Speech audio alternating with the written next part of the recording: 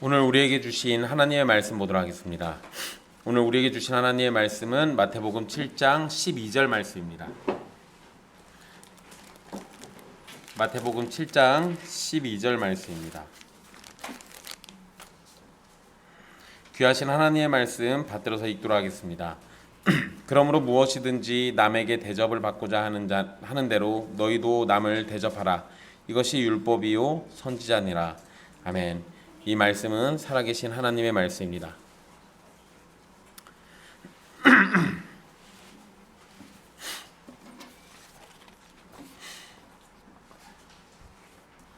지난 시간 구하고 찾고 두드리라는 주님의 명령을 함께 살펴봤습니다.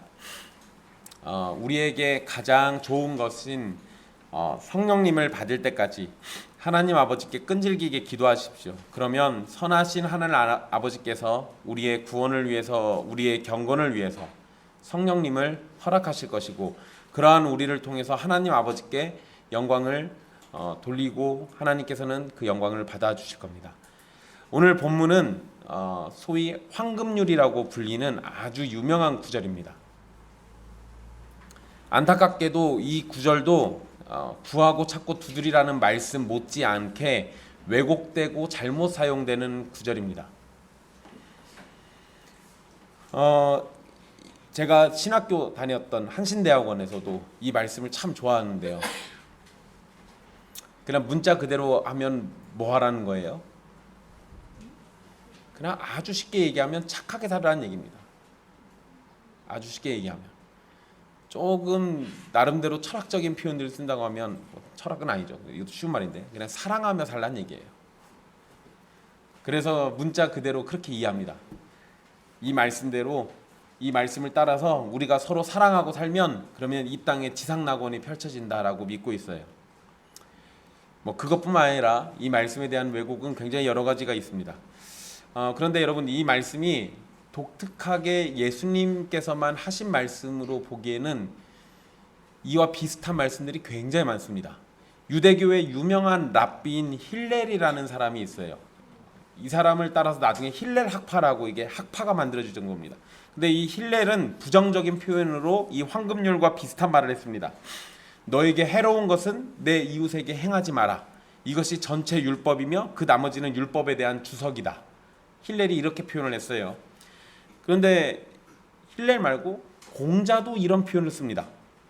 내가 원하지 않는 것을 남에게 행하지 마라.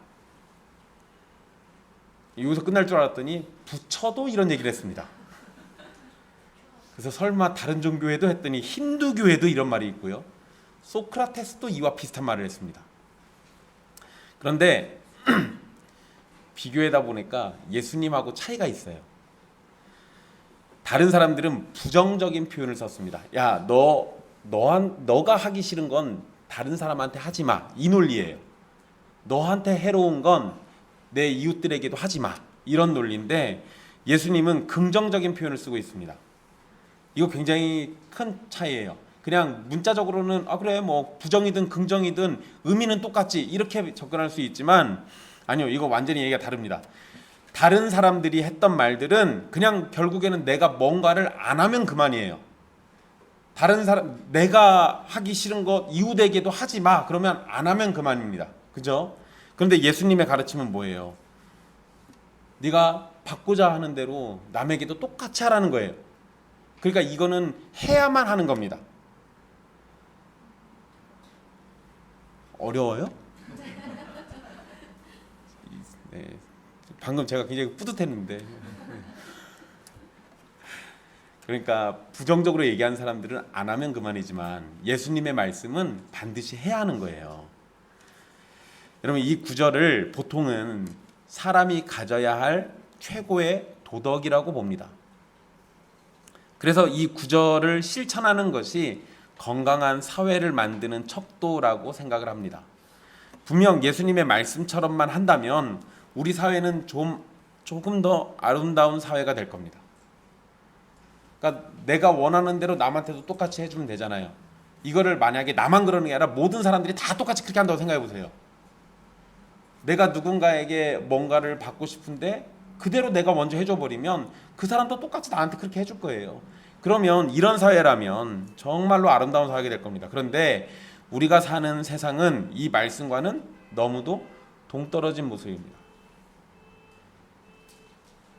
여러분, 그 지난주에 인터넷에 어떤 사람이 자기 경험을 썼어요. 제가 비행기인지 자동차인지 기억이 잘 안 나는데 아마 비행기였던 것 같은데, 옆에 아이가 막 빽빽거리고 울고 있어가지고 자리를 바꿔줬대요.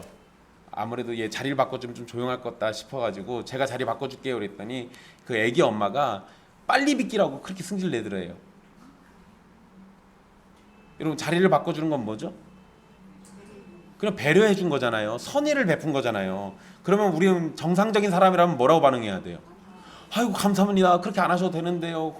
하다못해 애가 먹는 사탕이라도 뺏어가지고 줘야 하는 거 아니에요?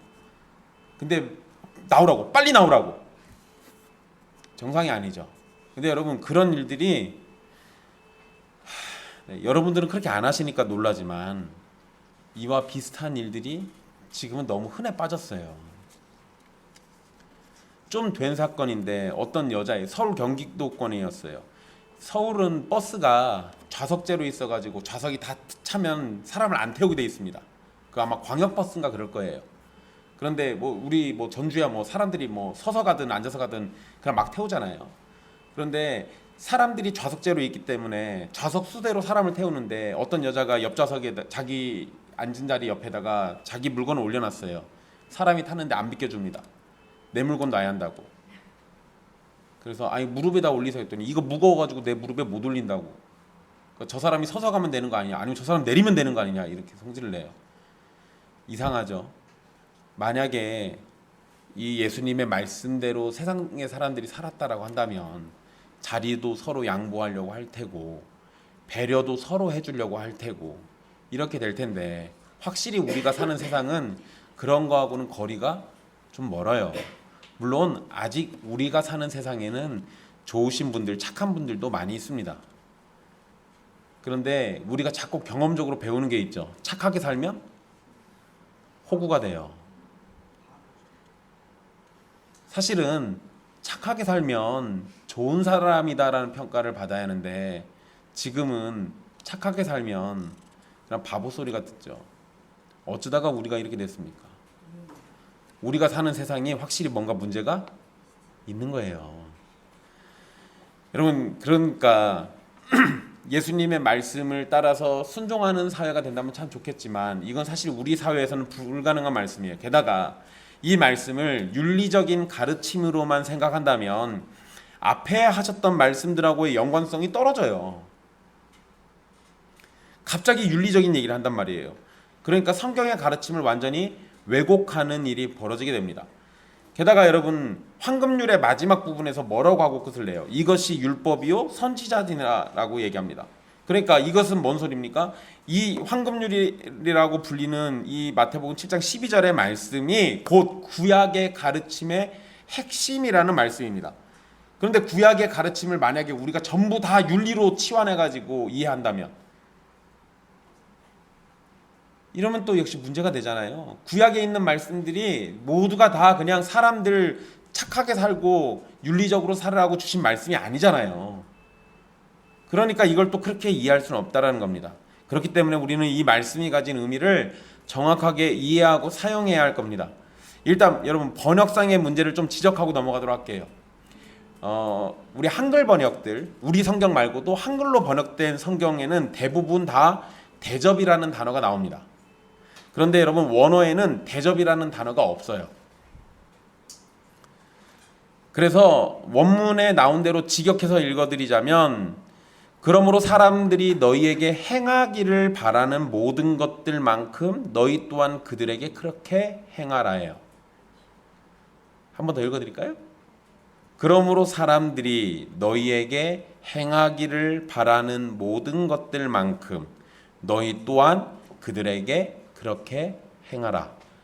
그러니까 여기에는 대접이란 말이 없습니다. 대접이라고 번역한 말은 행하라는 말을 대접으로 바꿔서 번역한 거예요. 근데 이러다 보니까 대접이란 말을 이렇게 써놓다 보니까 여러분, 우리 대접 이러면 뭔 생각이 납니까? 그쵸, 식사 대접 생각나죠. 뭔가 이렇게 접대받는 거, 뭔가를 받는 거. 그러니까 무엇을 받고 싶으면 너도 무엇인가를 해주라는 식으로 그냥 이렇게 돼요. 게다가 이 말을 좀 못된 목사들은 11조나 헌금으로 연결합니다. 그래서 내가 하나님께 복을 받길 원하면 내가 먼저 하나님께 11조를 바치고 헌금으로 하나님을 대접하라는 식으로 얘기합니다. 하나님 대접해 드리려면 얼마만큼 헌금을 내야 돼요? 100만 원 정도면 하나님이 흡족해 하실까요? 은도 내 것이요 금도 내 것이요 하시는 분한테 고작 100만 원이면 안 되죠. 만약에 돈으로 하나님을 흡족하게 한다라고 하면 되게 웃기는 겁니다. 왜냐하면 돈이라는 개념은 하나님의 개념, 하나님의 나라에 필요한 거예요? 아니면 사람들 사는 데 필요한 거예요? 애초에 돈은 하나님한테는 의미가 없어요. 그러니까 이걸 그런 식으로 얘기한다는 건 말이 안 되는 겁니다. 게다가 여러분, 대접이라는 표현 때문에 왜 이것이 율법과 선지자들의 가르침인가라는 것에 대해서 그것을 이해하는데도 이게 또 걸림돌이 돼요. 그래서 원문에 나온 표현이 어떠한지를 분명히 이해하고 살펴보는 것이 우리에게 도움이 될 겁니다. 그러니까 대접이라는 표현보다는 행하다라고 이해를 하시는 게 우리에게 훨씬 더 이 말씀을 이해하는 데 도움이 될 겁니다. 보통은 이 12절의 말씀을 7장 1절에서 11절까지의 내용을 결론적으로 요약한 말씀으로 생각을 합니다.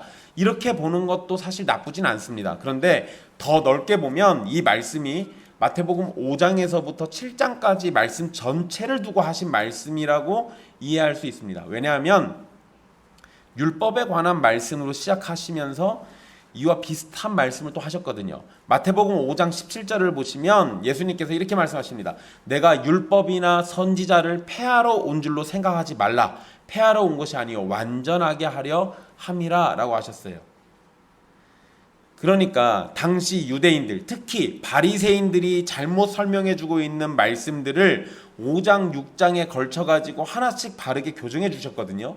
그리고 7장 초반에는 바로 그렇게 바르게 교정된 가르침을 통해서 나를 돌아보고 형제의 잘못을 바르게 잡아줘야 한다는 걸 언급했습니다. 그리고 지난주에 살폈던 말씀처럼 이 모든 것들은 무엇을 의지해서 해야 돼요? 성령님을 의지해서 해야 돼요. 곧 하나님께서 주시는 좋은 것이 있어야 하고 그러기 위해서 우리는 기도해야 한다라는 것을 배우게 됩니다. 그리고 지금까지 다룬 것들의 결론으로 오늘 말씀을 또 주신 거예요. 그러면 5장 17절에서 시작할 때 율법과 선지자를 언급하거든요. 그리고 오늘 본문에서도 이것이 율법이요 선지자니라라고 얘기하죠. 그러면 이건 구조적으로 뭐라고 할 수 있어요? 수미상관, 샌드위치 구조요. 처음에 시작할 때 율법과 선지자 이야기하고 마무리도 율법과 선지자 얘기하는 거 보니까 이 중간에 있는 건 다 율법과 선지자에 대한 가르침의 내용들이에요. 결국 그러니까 이 말씀들, 예수님이 지금까지 하셨던 말씀들은 다 율법과 선지자에 대한 올바른 가르침을 우리에게 주고 계셨던 겁니다. 그러니까 이 말씀은 그저 사람들의 윤리적인 최고선을 말하는 것이 아니라 율법과 선지자의 가르침이 무엇인지를 참되게 설명하는 말씀들의 결론으로 보는 것이 옳습니다. 그리고 그냥 요거 산상수훈에서만 이렇게 찾아보니까 우리가 좀 어려움이 있어요. 그래서 다른 구절도 하나 찾아볼게요. 마태복음 22장인데요. 37절에서 40절입니다. 찾아볼까요? 마태복음 22장 37절에서 40절이에요.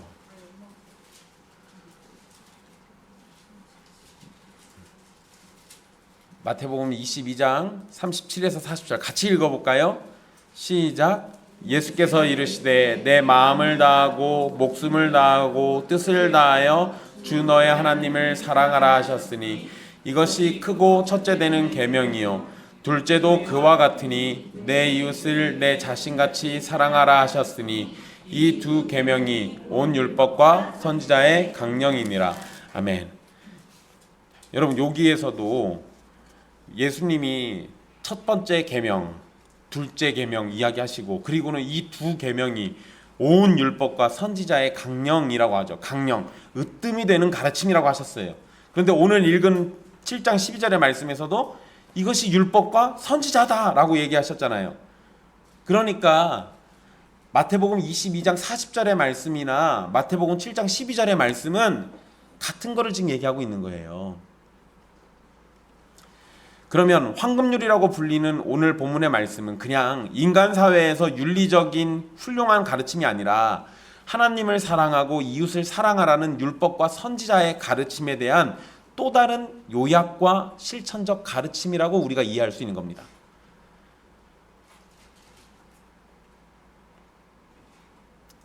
오늘 본문이 5장 17절부터 지금까지 살핀 산상설교에 대한 요약이라고도 설명해 드렸는데요. 마찬가지로 주님께서 설명해 주신 율법의 교훈과 가르침은 하나님에 대한 바른 사랑과 이웃을 내 몸과 같이 사랑해야 한다는 것에 달려 있어요. 그리고 여러분 산상설교를 다시 잘 생각해 보세요. 산상설교의 마태복음 첫 구절부터 우리 팔복 시작했던 그 내용부터 해서 지금까지의 모든 내용들을 요약하면 아주 간단해요. 하나님을 사랑하고 이웃을 사랑하라는 말씀이에요. 계속 겹친다고요.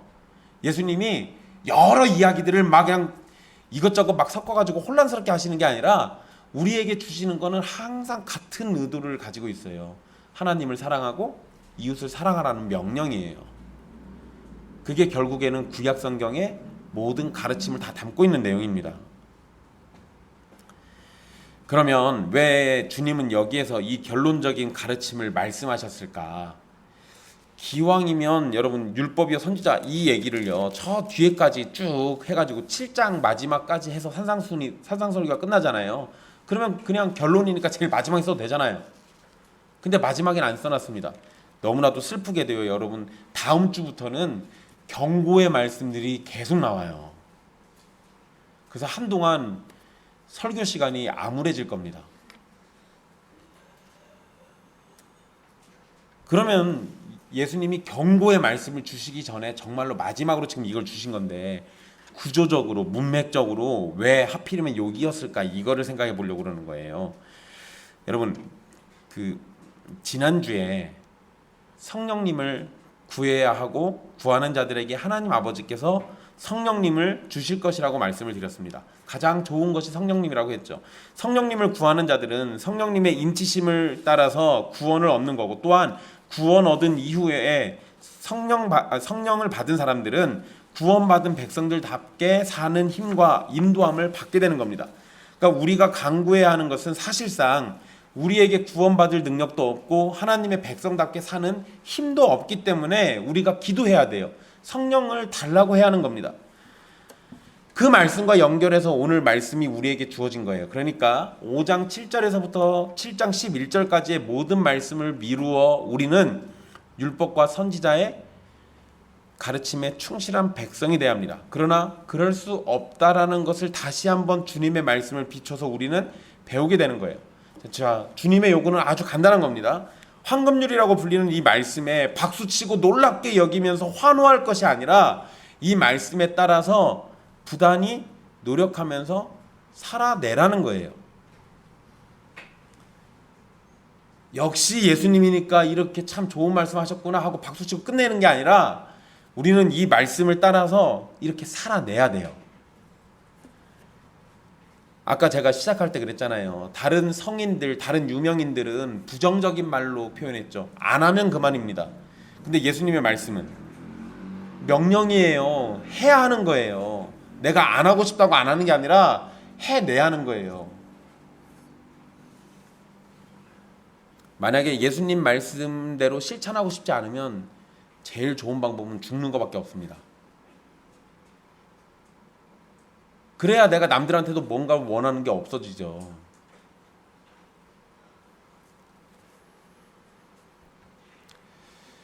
예수님의 말씀을 따라서 실천하는 것, 그리고 온전히 이루려고 해야 하는 것, 이거 아주 중요한 겁니다. 여러분 예수님의 말씀에 아멘을 외치고 정말 옳고 참된 말씀이라고 생각하는 것은 마귀도 할 수 있습니다. 야, 네 얘기 맞아 라고 하면서 응답해주고 호응하는 것은 마귀도 얼마든지 할 수 있어요. 그렇지만 예수님의 말씀을 따라서 실천하고 그 말씀을 기뻐하고 말씀을 통해서 하나님께 영광을 돌리는 것은 하나님의 백성만이 할 수 있는 일입니다. 이건 마귀가 못하는 거예요. 또한 예수님의 말씀을 듣고 스스로 순종할 수 없는 자신을 발견하고 자신이 죄인임을 깨닫는 사람들이 하나님의 은혜가 주어진 사람들이라면, 순종하지 못하는 자신을 발견하고도 아무런 죄의식도 없고 하나님 앞에서 전혀 두려움을 느끼지 못하는 사람은 그저 흉악한 죄인이라는 걸 드러내는 겁니다. 그러니까 여러분, 이 말씀을 가지고 나는 이렇게 순종하며 살아야겠다, 이게 내 삶의 기쁨이 되겠구나 생각하는 사람은 하나님께 은혜를 입은 사람일 테고, 이 말씀을 가지고도 순종하려는 거 전혀 없이, 관심도 없이 이렇게 사는 건 문제가 있어요. 물론 여러분, 이 말씀을 우리가 온전히 순종해내는 거는 거의 불가능에 가깝습니다. 하지만 참 신자는, 하나님께 참되게 은혜 입은 자는 이런 말씀들이 불가능해 보인다고 해서 포기하지 않아요. 하나님이 명령하셨으니까 죽는 신용이라도 해야 하는 거예요. 예수님의 가르침은 결국 우리를 복음의 첫 시작으로 인도하는 겁니다. 복음의 첫 시작은 우리 사람들이 사악하고 사람의 노력으로는 도저히 회복 불가능한 상태라는 것을 알려주는 거예요. 우리는 아담 이후로 타락이 더욱 심해져만 가고 있습니다. 악에 길들어져서 황금률의 말씀을 지킬 수가 없어요. 팔복으로부터 시작된 가르침 전체를 살피지 않더라도 당장 이 황금률의 말씀만 가지고도 우리는 충분히 죄인이라는 점을 알 수 있습니다. 이 말씀대로 하면 남이 해주기를 바라는 것대로 나도 남에게 그렇게 하라는 거잖아요. 근데 우리의 본성은 어때요? 남만 나한테 그렇게 해주면 돼요. 나는 딱히 해주고 싶지 않습니다.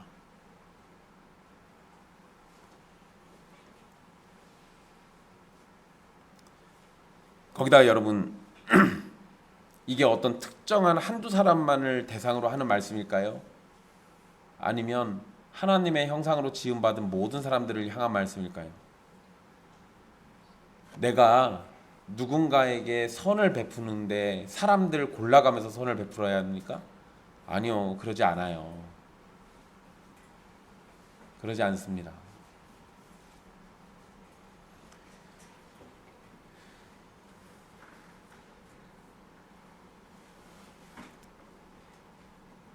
율법과 선지자의 가르침에 대해서 지키지 않는 것은 하나님에 대한 사랑이 없고 하나님을 미워하고 싫어하기 때문에 그런 겁니다.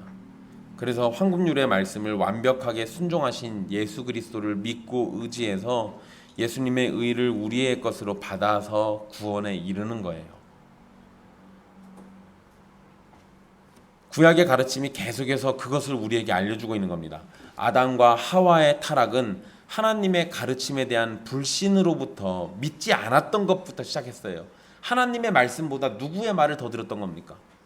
사탄, 뱀의 말을 더 들었어요. 거기서부터 시작이잖아요. 불신, 믿지 않았던 것부터 시작했다고요.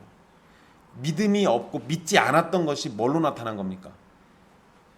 선악을 알게 하는 나무의 열매를 따먹는 행위로 나타났던 거예요.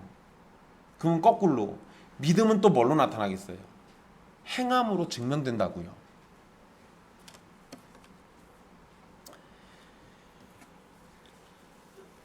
그러면 이 불신의 뿌리는 도대체 뭘까? 불신의 뿌리는 하나님의 통치 아래에 있어서 그 안에 있어야 하는 우리의 현실을 부정하는 것이에요. 곧 하나님을 싫어하는 것으로부터 시작되는 겁니다. 구약의 계속된 가르침이 뭐냐면요, 구약에 있는 여러 이야기들을 잘 생각해 보세요. 사람을 둘로 나눌 수 있습니다. 하나님을 싫어하는 인간과 그렇게 하나님을 싫어하는 죄인들 중에서 하나님의 구원 계획을 위해서 선택된 사람들의 이야기예요. 구약의 가르침은 엄격한 율법을 우리에게 말하고 있지만 그 율법에 따라서 살지 않으면 죽이겠다는 엄포가 아닙니다. 물론 여러분, 최후의 심판날까지 계속 말씀 따라서 살지 않으면 죽겠죠. 영원히.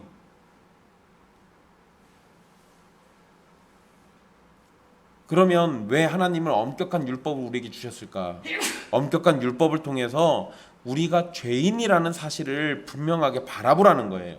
그리고 이러한 현실에서 우리를 구원해 주실 수 있는 분은 하나님밖에 없다라는 것을 깨달으라는 겁니다. 율법 다 지켜서 구원을 얻어내라는 게 아니고 애초에 그거 불가능하다니까요. 율법을 지켜서가 아니라 하나님을 바라보기 때문에 구원받는 거예요. 그런데 사람의 반응은 뭐였습니까? 거절이에요. 하나님의 이런 말씀이 있어도 계속 거절합니다. 거부하고요. 반역하고요. 배반하고요. 하나님께 열심히 저항합니다. 사람은 태생적으로 하나님을 싫어합니다. 그래서 우리는 하나님의 율법을 지키기 어려워하고 괴로워하는 거예요. 바로 이런 점에서 우리에게 강력하게 나타나는 삶의 모습이 바로 자기중심적인 모습이에요. 자기중심적인 거. 그리고 주님은 바로 그러한 우리에게 자기중심적인 삶이 아니라 이웃을 내 몸과 같이 사랑하는 삶을 살아야 한다는 점을 말씀하시면서 우리가 얼마나 하나님의 가르침으로부터 멀어져 있는지를 지적하고 계신 겁니다. 그래서 황금률이라고 부르는 말씀은 다시 7장 12절의 마지막 가르침의 필요성을 강조하는 거예요. 남들이 내게 해주기를 원하는 모든 것을 다른 사람에게도 해주라는 명령에 대해서 거듭나지 않은 사람들은 도저히 해낼 수 없습니다. 왜냐하면 거듭나지 않은 사람은 하나님의 말씀, 율법에 대해서 싫어하기 때문에 그래요. 주님의 말씀대로 살자면 내 욕심과 이 땅의 소망들은 뒤로 하고 하나님의 영광과 하나님의 형상인 사람들의 유익을 위해서 서로 돕고 살아야 합니다. 이 부분에서 내 욕심이 자리할 수가 없는 거예요. 여러분 간단하게 생각을 해볼게요. 사회에서 일어나는 쟁점들은 모두 어디에서 비롯되는 겁니까? 욕심이죠. 한쪽에서는 나는 더 가질 자격이 있어 라고 주장하고 그 반대쪽에서는 내가 더 갖는다면 나는 갖지 못할 거잖아. 그러니까 내가 더 갖는 걸 막아야겠어. 사촌이 땅을 사면 어쩌다가 우리나라는 그런 말을 만들어가지고 그래도 좀 사회에 때가 덜 낀 애들은 사촌이 땅을 사면 보러 간다, 박수 쳐준다 뭐 이런 거 쓰더라고요. 그게 맞는 거 아니에요? 그러잖아요.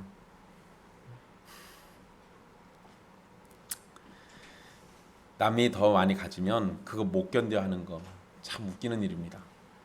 여러분 이게 사회의 모든 쟁점에서도 그러죠. 사실 그리고 여러분 우리는 요즘 이런 문제를 많이 봅니다. 사실 우리나라가 지금 정치 우리 투표 때문에 엄청 시끄럽죠. 정치의 문제에서도요. 자기중심적인 사고에서 비롯되는 일들이 굉장히 많습니다. 그리고 여러분 그냥 누가 봐도 뭐 어느 지역에서 나오는 후보를 잘 비교해 보면 둘 중에 누가 봐도 너무나도 뛰어난 사람이 보이고 뛰어나지 않은 사람이 있을 수 있어요. 둘이 비슷할 수도 있고요. 둘 다 뛰어날 수도 있고요. 그럼 둘 다 뛰어나면 서로 경쟁하는 게 맞는 거죠. 근데 왜 나보다 저 사람이 더 잘할 것 같아. 훨씬 뛰어나 보여. 그러면 내가 포기하고 그 사람이 그 지역을 위해서 일할 수 있도록 해주는 게 사실은 맞는 거잖아요. 근데 그런 개념 없어요. 저 사람이 나보다 더 뛰어나도 어떤 흠을 잡아가지고 깎아내려서 주저앉히고 내가 그 자리를 꿰차는 거.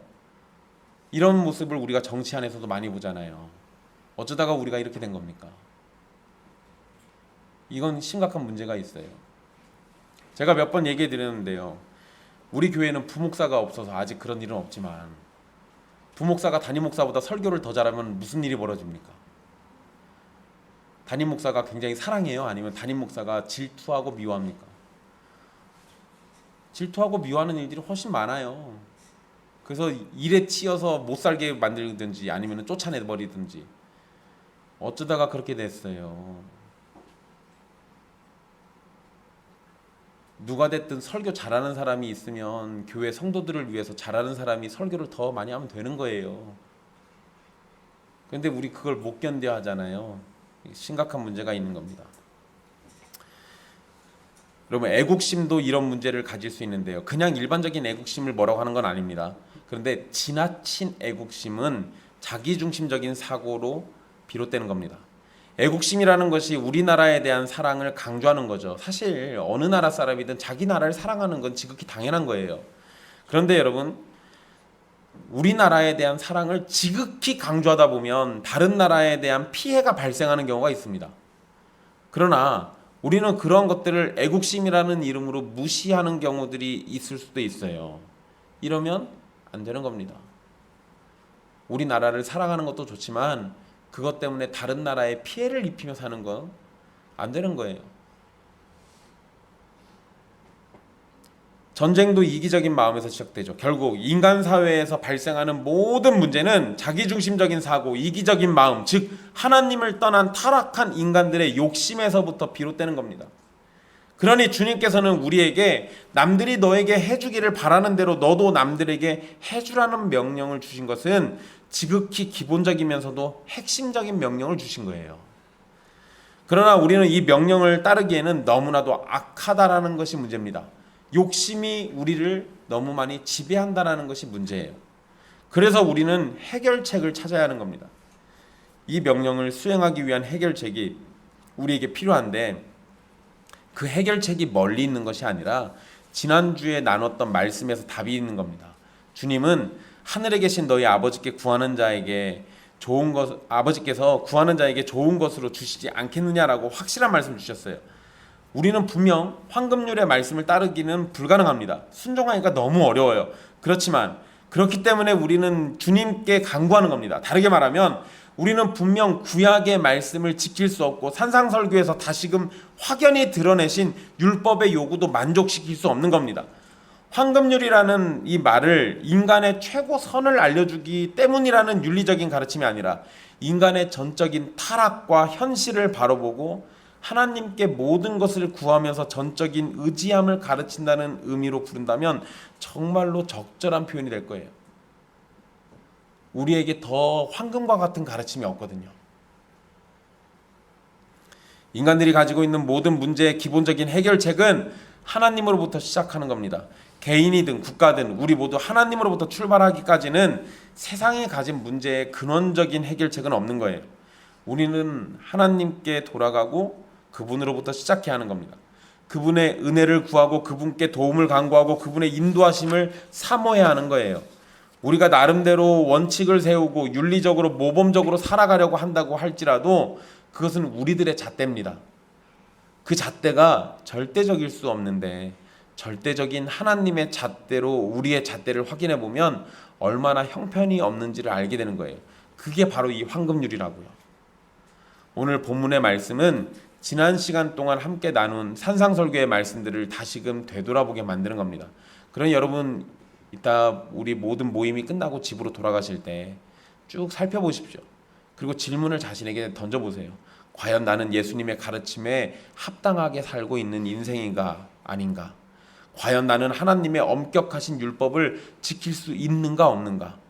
지난 시간에 말씀드린 것처럼 여러분이 솔직하게 산상설교의 말씀들을 대한다면 여러분들은 분명하게 좌절할 겁니다. 그러면 다시 7장 11절의 말씀으로 돌아가는 거예요. 오늘 본문이 의도한 바는 11절의 말씀의 필요성을 다시 확인시켜 주는 겁니다. 사랑하는 형제 자매 여러분, 주 앞에 죄인이라고 생각하시는 분이라면 주님께 간구하십시오. 은혜를 주시기를 구하십시오. 성령님을 통해서 율법의 굴레를 벗는 길로 들어가게 해달라고 기도하셔야 합니다. 구원받았으나 여전히 부족한 모습임을 발견하신 분이라면 역시 주님께 기도하십시오. 성령님을 통해서 나의 부족함을 채워주시고 주님을 온전히 의지하며 살아가는 삶이 되도록 이끌어주시기를 구하시라는 겁니다. 하늘에 계신 우리 아버지 곧 선하신 하나님께서 우리에게 가장 좋은 것을 주시고 우리의 영적인 갈급함을 채워주시고 우리의 구원을 이루어주시고 우리가 경건한 자들로 하나님 앞에 온전히 설 수 있도록 해주실 겁니다. 그리고 우리는 이미 하나님께 좋은 것을 항상 공급받고 살고 있습니다. 우리에게 독생자이신 예수 그리스도를 주셨고 성령님을 약속해서 약속대로 성령님을 또 주셨고 우리의 모든 순간마다 필요한 것을 꼭 채워주고 계세요. 지금까지 그러하신 하나님은 앞으로도 우리에게 가장 좋은 것을 주시는 하나님이심을 드러낼 겁니다. 그러니 선하신 하나님께서 우리가 율법과 선지자의 가르침을 예수 그리스도 안에서 지킬 수 있도록 해주실 겁니다. 황금률의 가르침이 예수 그리스도의 삶과 십자가 죽음을 통해서 완벽하게 지켜지고 의를 얻었음을 알게 해주실 겁니다. 그리고 선하신 하나님은 바로 예수 그리스도를 믿는 믿음을 우리에게 선물로 주실 거예요. 우리가 예수 그리스도 안에서 율법의 모든 가르침을 기쁘게 순종하고 하나님의 사랑을 받고 있음을 증명하도록 이끌어 주실 겁니다. 그러니 오늘 이 말씀을 꼭 기억하십시오. 이웃을 향한 사랑을 드러내는 건 하나님의 말씀에 기본적으로 순종하는 태도입니다. 그 태도가 우리에게 나타나기를 소망해야 돼요. 그러나 우리는 불가능하니까 역시 기도하고 또 역시 하나님이 그 은혜를 주시기를 간절히 바라면서 우리가 할 수 있는 순종을 살아내 가는 겁니다. 그것이 우리에게 주어진 숙제고 이 땅에서 우리가 하나님께 돌려야 할 영광스러운 모습입니다. 기도하겠습니다.